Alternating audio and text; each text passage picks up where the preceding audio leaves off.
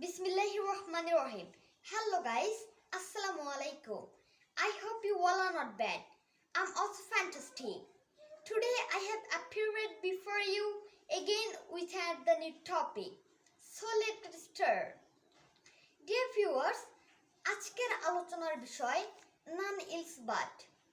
None else but এর বাংলা অর্থটি হলো আর কেউ নেই। যেমন আল্লাহ ছাড়া আমার আর কেউ নেই। I have none else but Allah. তুমি ছাড়া আমার আর কেউ নেই। I have none else but you.